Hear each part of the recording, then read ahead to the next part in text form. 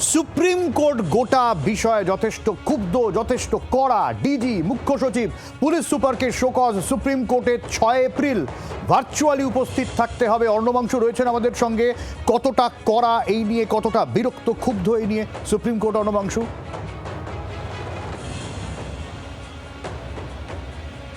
সব্যসাচী, সেটা হচ্ছে supreme court একটা কথা বলছে যে এই এসআইআর কিন্তু শুধুমাত্র বাংলায় হচ্ছে বা পশ্চিমবঙ্গে হচ্ছে এমনটা নয়, অন্যান্য রাজ্যে হচ্ছে, কিন্তু বাংলার ক্ষেত্রে প্রতিবারই দেখা যাচ্ছে একটা অশান্তি হচ্ছে। এবং প্রধান বিচারপতি বলছেন গতকাল রাত 1টা অবধি আমি সব বিষয়ে নজর রেখেছি।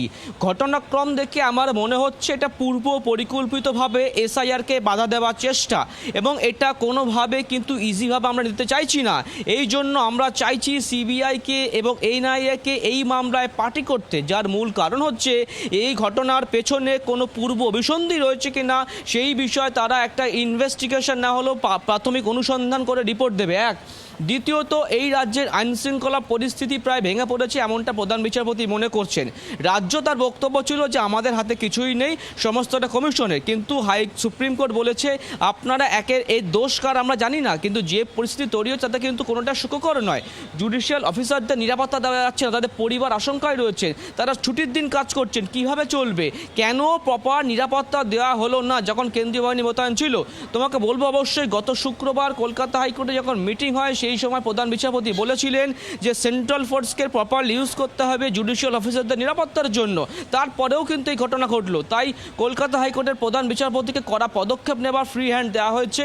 একই সঙ্গে আগামী 6 তারিখ কিন্তু শোকজ করা হয়েছে 3 জনকে, তাদের উত্তর শূন্য সুপ্রিম কোর্ট। তারপরে পরবর্তী সিদ্ধান্ত নেবে যে ইনভেস্টিগেশন এনআইএ এবং সিবিআই হাতে তুলে তাদের পাকাপাকিভাবে তুলে দেওয়া হবে কি হবে না।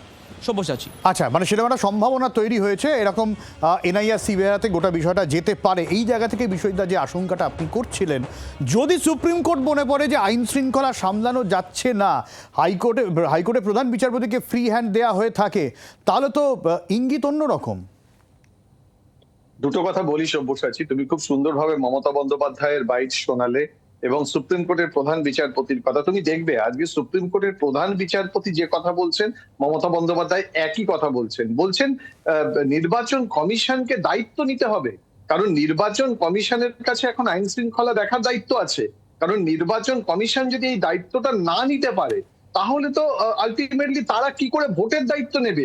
এত বড় একটা রাজ্য এবং যেখানে 2টো দফায় ভোট হবে। তাই দ্বিতীয় কথা, আইন শৃঙ্খলা ধরলাম যে নির্বাচন কমিশন তারা নিয়ন্ত্রণে রাখতে পারছে না, তাহলে বিকল্প কি আছে?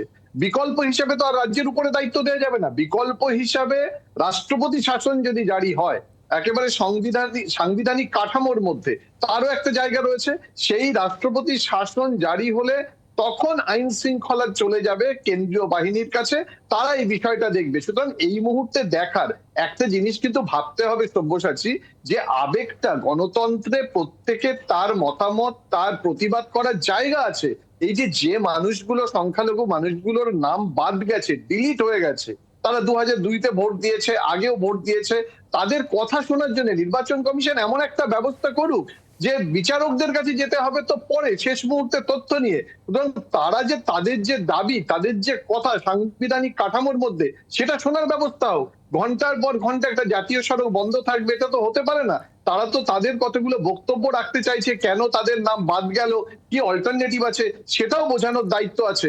নির্বাচন কমিশন যখন এই কাজটা করেছিল এসআইআর, সে জানতো যে অল্প সময়ের মধ্যে এটা করা সম্ভব নয়, এবং পশ্চিমবঙ্গকে বারবার অন্য রাজ্যের সঙ্গে তুলনা করা হচ্ছে। এই লজিক্যাল ডিসক্রিপেন্সি পশ্চিমবঙ্গে যেভাবে এসছে অন্য রাজ্যে কিন্তু আসেনি, সেটা আমরা দেখেছি। এই জায়গা থেকে বারবার আমাদের বলতে হবে যে একেবারে সংবেদনশীল হওয়া, যাদের নাম বাদ গেছে তাদের আইডেন্টিটির ব্যাপার, গণতন্ত্রে তাদের অস্তিত্বের ব্যাপার, তাদের প্রতি সহানুভূতিশীল, এবং তাদেরকে বুঝতে হবে আইন শৃঙ্খলা যদি তারা হাতে নেয় তাহলে রাষ্ট্র, নির্বাচন কমিশন, কেউ তার পক্ষে থাকবে না। বাংলার আওয়াজ, বাঙালির আবেগ, জি 24 ঘন্টা।